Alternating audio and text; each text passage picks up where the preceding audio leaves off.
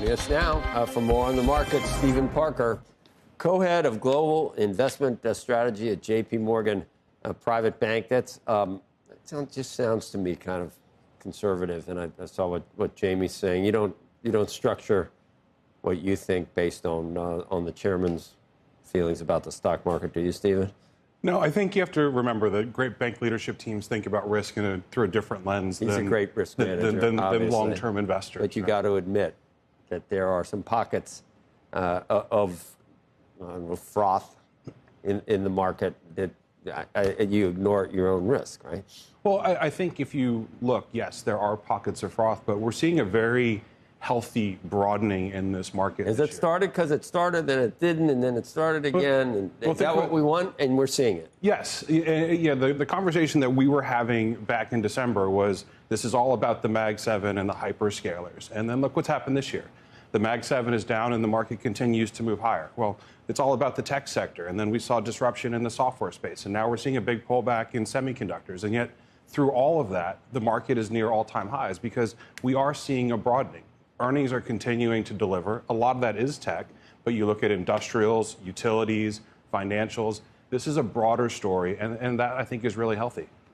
Have we seen enough of the results this quarter to know there's not going to be major disappointment across the board? Well, the early results look fantastic. Almost 90% of companies are beating expectations.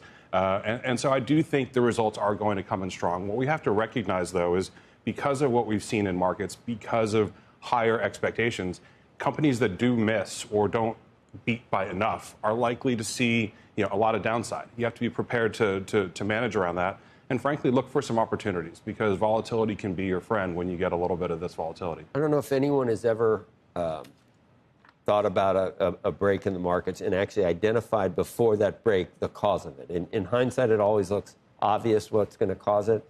What would be the causes this time, you think? Would it be inflation is too stubborn? Would it be that, and that causes the Fed to raise rates? Would it be that the AI capital spending somehow, that the money's not there or that it's pared back? What would do it this time? I think there's the two top risks on our mind right now. Number one is that AI CapEx spend, because while we are seeing broadening, a lot of that broadening is related to the build out of these data centers. And if we were to start to see a meaningful pullback in that spend, I think that would have broader ramifications across the market. So that's one thing we're watching, but we don't see that happening.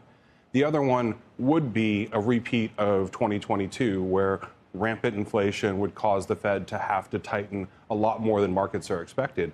So far, keep in mind, we went from, at the start of the year, markets expecting 3 cuts to markets now expecting 2 hikes. We disagree. We actually think the Fed's going to be on hold. And in that environment, earnings continue to drive the story. We've seen many technological revolutions in the past.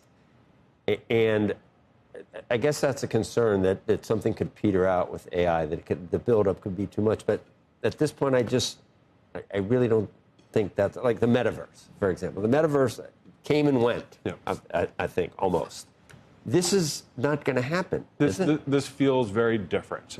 But the important thing is that the benefits of AI can't just, for this to work, they can't just accrue to a small group of hyperscalers. We need to see the positive impact of AI broadening out across not just the tech sector, but different sectors. Do you need to see a payoff before they finish building everything out? Or will they just breakneck pace to just whatever they need to do, they're going to keep doing it and they'll find the money to do it, even if you're not seeing the return yet? I think we are going to continue to see that spend. That's what it looks regardless. like, doesn't it? Yeah, it does. But the positive thing, one of the things that we look at, we look at broad S&P profit margins, and they've gone higher. But when you look at a basket of stocks of companies that have really leaned into AI, and that's across different sectors, tech, financials, industrials, the profit margins in those companies are widening at an even faster pace. So we are actually seeing signs that AI investment is beginning to pay off. That's what these companies are going to need to see to be able to continue the build at this current pace and for investors to continue to fund that. I mean, it's hard to think about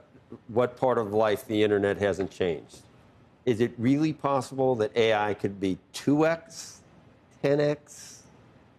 what the internet is? Almost like electricity, some people have likened it to? I mean, I think that AI has the potential to unlock, every part of the economy. Now, how you quantify that is really difficult to tell, but I think what's important is that you're seeing the broadening of the use cases across all different parts of the market. And we need to keep in mind, we think about AI as this thing that everybody is using because we talk about it all the time.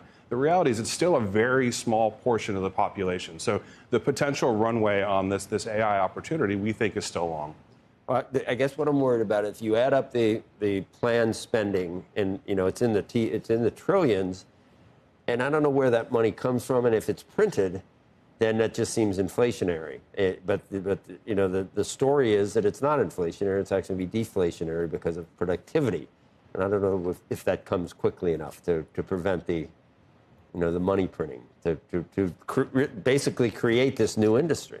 Yeah, well, I mean, we have seen a shift, right? A lot of the initial build out was funded through free cash flow from these companies, and then they've started to access debt markets and now equity markets. And so, that is something, that's a risk that we need to keep an eye on, something that we spotlighted in our 2026 outlook.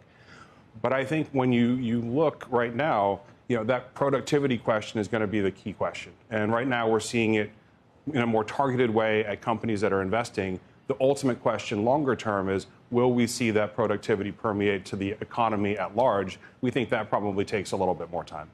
You don't have a target. You don't concern yourself with things like that, do you, for the S&P? We think that by the end of the year, our base case target is 7,800 and 8,200 for the middle of next year.